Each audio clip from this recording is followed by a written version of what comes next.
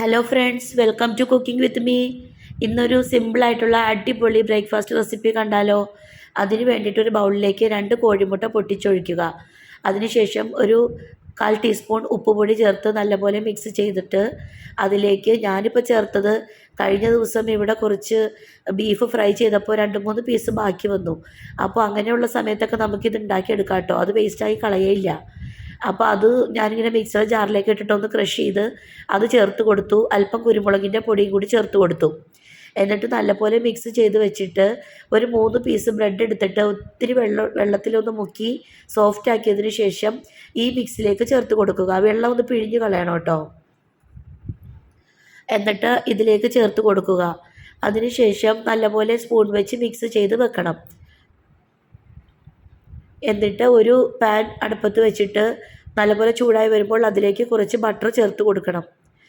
എന്നിട്ട് ബട്ടർ ഒന്ന് ചൂടായി വരുമ്പോൾ ഇതിലേക്ക് ആ മിക്സ് അങ്ങോട്ട് ചേർത്ത് കൊടുക്കുക. എന്നിട്ട് ഒന്ന് ഷേപ്പാക്കി വെച്ചതിന് ശേഷം അതിൻ്റെ മുകളിലേക്ക് കുറച്ച് ചില്ലി ഫ്ലേക്സ് ചേർത്ത് കൊടുക്കണം.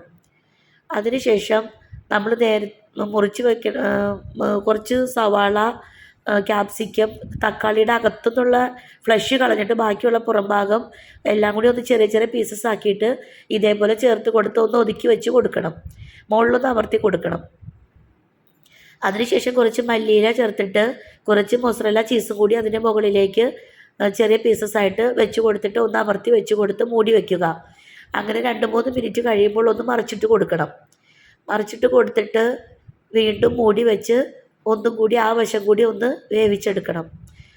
അപ്പോൾ നിങ്ങൾക്ക് എല്ലാവർക്കും ഇത് ഉണ്ടാക്കി നോക്കിയിട്ട് ഇഷ്ടപ്പെടുകയാണെങ്കിൽ ചാനലൊന്ന് സബ്സ്ക്രൈബ് ചെയ്ത് സപ്പോർട്ട് ചെയ്യണേ. അതേപോലെ ആദ്യമായിട്ട് കാണുന്നവരാണെങ്കിലും ഒന്ന് സബ്സ്ക്രൈബ് ചെയ്യാനും ലൈക്ക് ചെയ്യാനും ഷെയർ ചെയ്യാനും മറന്നു പോകരുതേ. ഇതേപോലെ സിമ്പിളായിട്ടും വെറൈറ്റി ആയിട്ടുമുള്ള പുതിയ പുതിയ റെസിപ്പീസുമായിട്ട് വീണ്ടും വരുന്നത് വരെ ബൈ.